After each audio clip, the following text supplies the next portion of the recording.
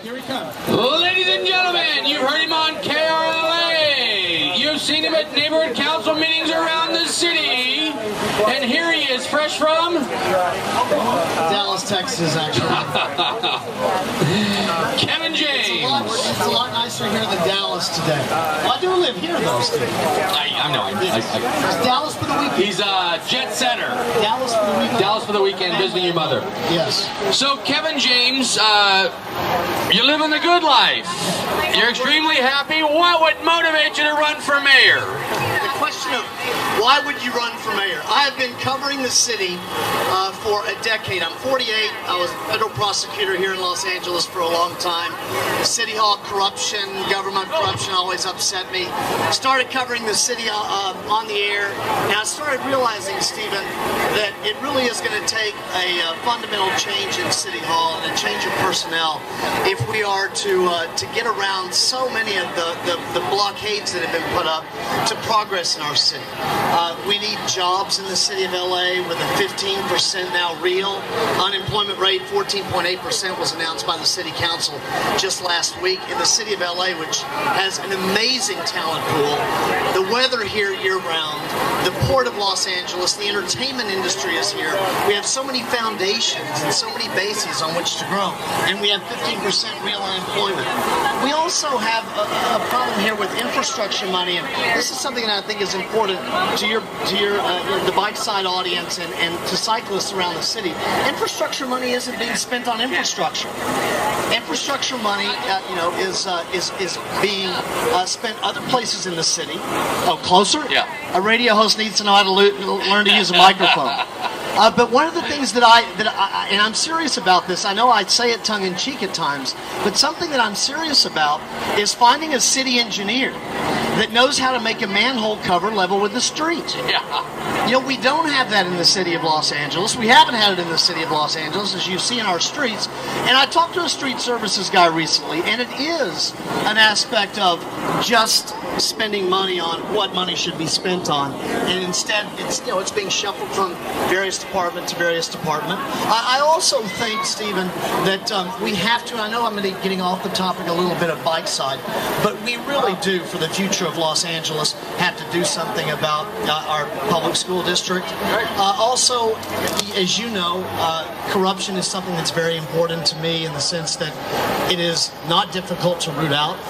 You just have to expose it, and we haven't been successful at exposing it in LA.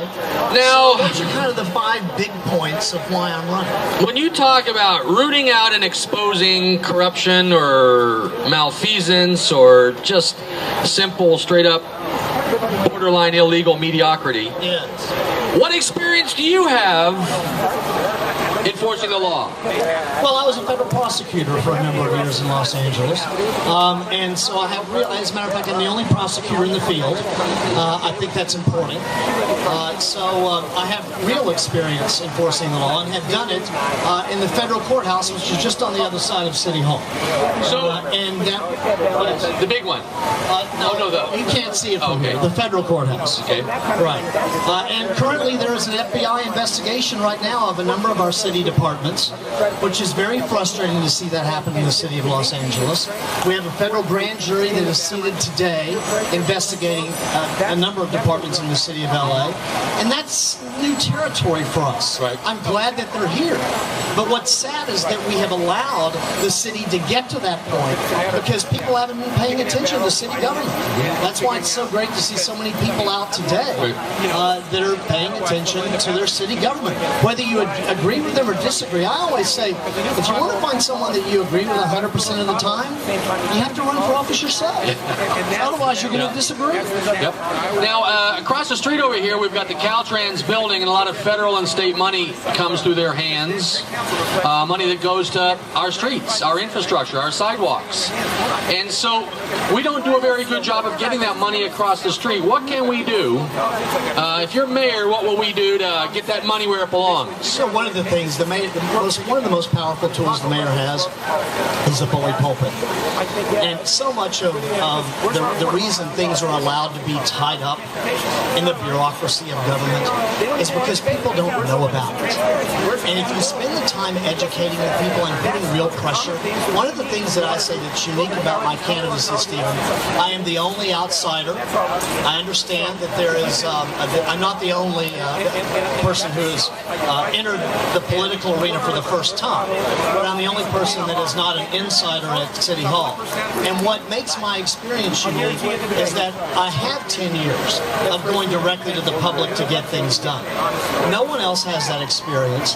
And in the city of Los Angeles, which I think is a term you use, has become the city of no, there's no one better that can actually get things done and go to the people than I can, just because I have the simple experience to do so. My opponents have demonstrated an absolute unwillingness to do so. And there are very clever and attractive terms that they can sometimes accurately, attach to themselves that will get voter attention. But at the same time, you have to look at what they've done and what they haven't done. And that's where, frankly, I'm different, and I'm the only one.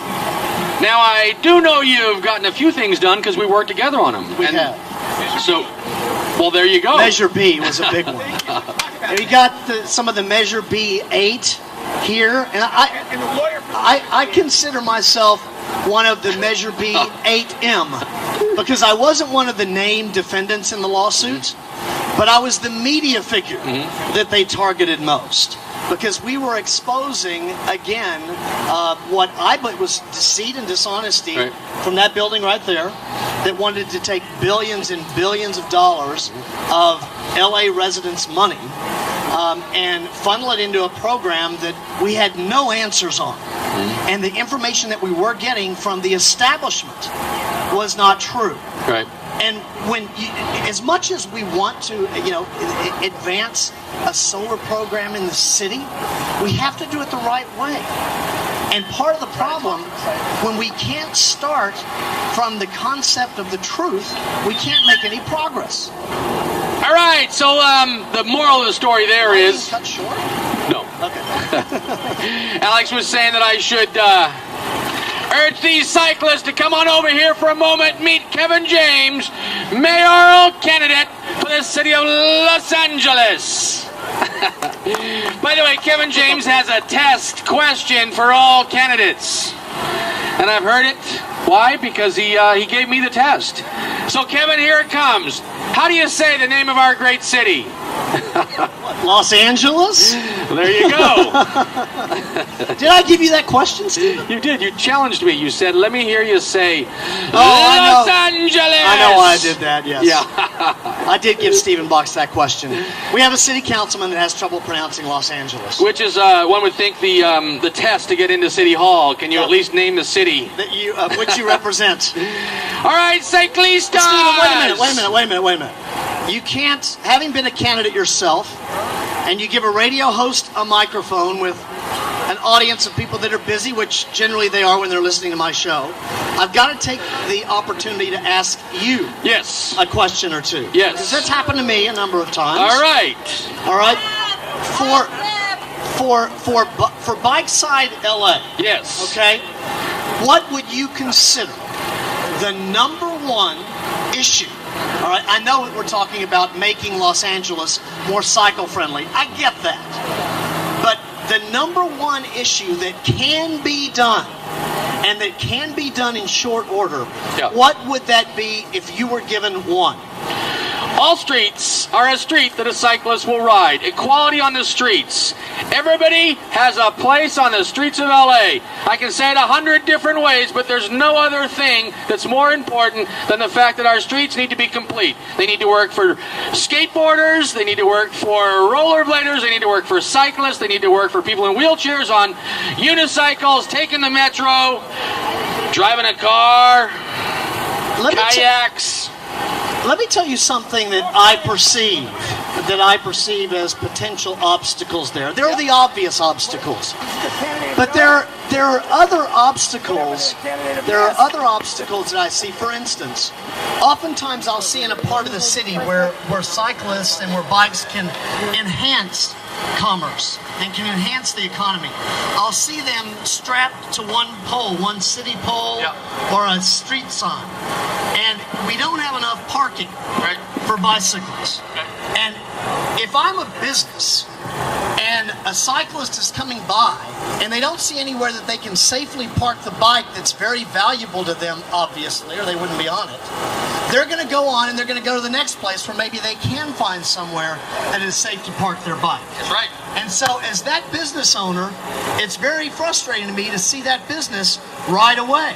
That's right. Not only would that help, you also see a circumstance where it spreads out and it enables the traffic to be more evenly dispersed. Yep. We talked a little about equality. One of the, just to make an issue on equality for a moment. One of my opponents, I think might have been here a little earlier, known for wanting to pick winners in the sense that they will give a special a special tax holiday to a business that moves here. I understand the attraction of that. My problem with it is it hurts the existing businesses that are here already that don't get that benefit, so you're lacking the equality that really makes the city function so well. So when I see circumstances like a lack of bike lanes, a lack of bike parking, it affects, and most people don't look at it, I think, from a private commerce side. It absolutely hurts private commerce. I've got a buddy who owned a company here. It was a bicycle tour company called Tizzle Tours. I know some of your Bikeside folks may know Troy Taylor of Tizzle Tours.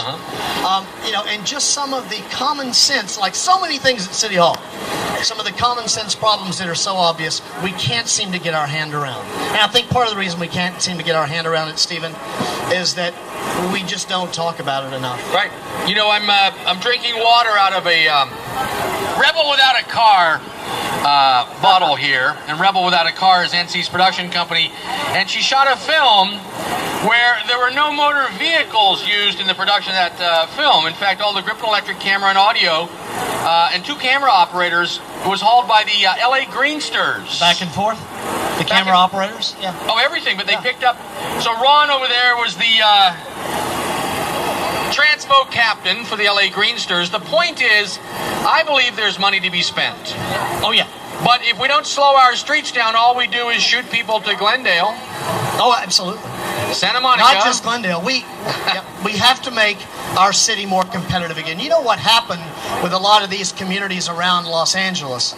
They figured out how to compete with Los Angeles. We made it easy for them to compete with Los Angeles. Not only did we make it easy for them to compete with Los Angeles, we made it easy for them to beat us at the game of commerce.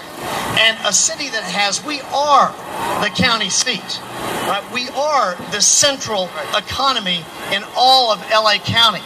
And to be the environment that is the most obstructive when it comes to private business, any kind of business, is unbelievable. You know, that when you talk to anyone that tries to open a business or run a business in the city of LA, they will tell you that the worst thing that they've had to deal with is City Hall and the permitting process. And something that we absolutely have to do is create a one-stop shop for permitting. There's an entire, as we see today, there is an entire bike economy that the city of LA, the best weather of any big city on the planet, we have a total economy that this city, it's 2011, and this city has yet to tap in to the bike economy.